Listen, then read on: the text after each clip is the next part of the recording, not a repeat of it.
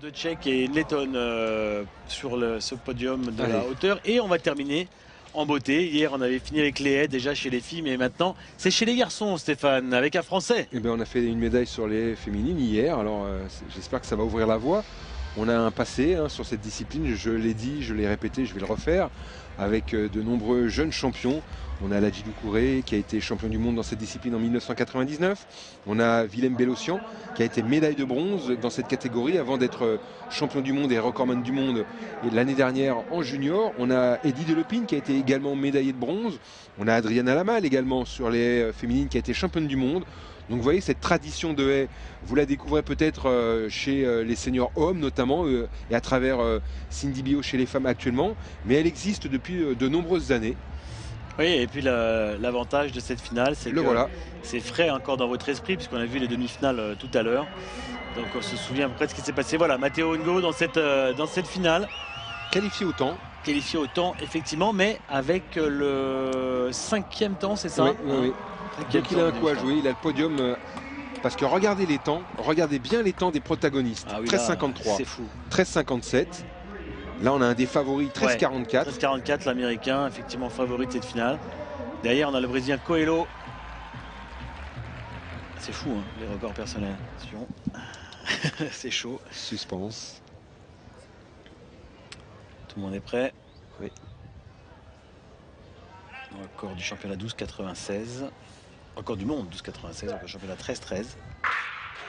Et c'est parti avec Matteo, pas trop mal parti. Pour l'instant, c'est l'américain Lucas qui est favori, qui est bien parti. Regardez Matteo Ngo qui revient bien pour l'instant à la bagarre avec l'américain. Le Canadien également qui est là, l'Australien qui a fait une faute. Attention, Matteo Ngo qui est là, bagarre, qui peut avoir gagné. Oh, la chute de Erigan. La chute de l'Australien, tout va bien, mais Matteo Ngo a peut-être gagné à la bagarre avec Lucas et avec le Canadien Daniels. Pour l'instant, le réalisateur nous montre l'Américain. Alors, est-ce que c'est lui qui aurait gagné?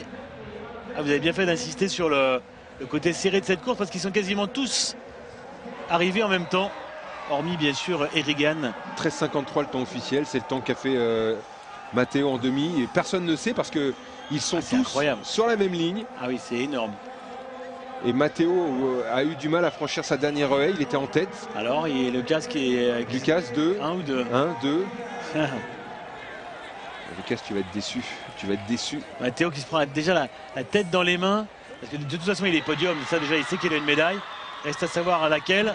Ouais, il est sur le podium, ça c'est sûr. Et bien voilà. Et voilà. Titre mondial, encore une fois sur les haies. Pour un Français, Matteo Ngo. Ah oui, là j'ai un homme à mes côtés qui lève les bras, évidemment. L'héritage est là. Je vous disais, j'ai présenté, c'était un petit peu à dessein quand même, Stéphane Careston au début de ce programme, comme le hurdler, parce que forcément, il y a ce titre mondial au bout pour Matteo Ngo, et on le présentait un petit peu qu'il y aurait peut-être une médaille, en tout cas. C'est la médaille d'or pour la France. Eh oui, la tradition du 110. L'héritage est là, et ce jeune homme... S'il suit ses copains qui ont été médaillés à son âge, eh bien, on va le revoir. Sans complexe, le 110 mètres haies français. C'est peut-être un présage pour ce qu'on va voir à Pékin aussi. Première médaille d'or de l'équipe de France dans ces championnats du monde cadet. Énorme. Voilà, cette photo, elle va faire le tour du site, en tout cas sur le site de la Fédé.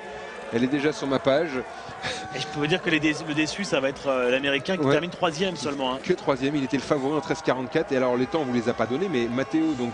Record personnel. Hein. Égalé, oui, il avait fait en demi, 13,53, record égalé. 13,54 pour le Canadien Daniels, 13,54 pour Lucas, 13,55 pour Germain, 13,56 pour le Suédois Rella et 13,57 pour Coelho. Vous voyez qu'ils sont 6 en 4 centièmes. Alors qu'on voit l'Américain qui était sorti comme une bombe et à qui on promettait la victoire. Et regardez, une faute. Il sait bien ce qu'il fait, cet Américain. Avec un genou, voilà, il accroche là et derrière. Voilà, la jambe d'appel qui revient, qui touche. Et derrière, regardez, comme un mort de faim. Ils sont 6 quasiment sur la même ligne.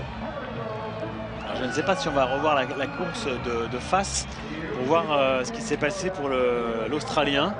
Oui, sur la dernière haie. Et voilà, un drapeau tricolore. Ça fait plaisir pour boucler cette journée en plus. C'est la dernière finale du jour. Oui, la fin de cette 3e journée extraordinaire pour l'équipe de France qui, du coup, alors on va aller voir le tableau des médailles.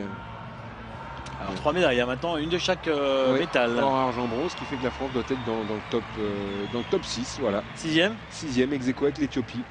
Mal tout ça. Des États-Unis en tête. Hein. Ouais, les États-Unis en tête avec 9 médailles, la France 3 médailles et une de chaque couleur. Et la France pour l'instant, 2e nation européenne derrière l'Allemagne. Voilà. Juste devant l'Ukraine et les Tchèques qui viennent de faire un doublé là à la hauteur. Ah bah voilà, il perd pas de temps Matteo, il est allé voir les Colombiennes dans les tribunes. Ah, voilà.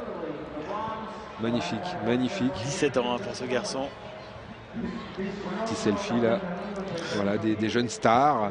Et regardez, français, Matteo Ngo. C'est incroyable, ils sont 6 en 4 centièmes. Oui, ils sont 6 en 4 centièmes. Incroyable. Et j'ai une pensée encore une fois pour Richard Kurzat, son entraîneur, hein, qui était l'entraîneur du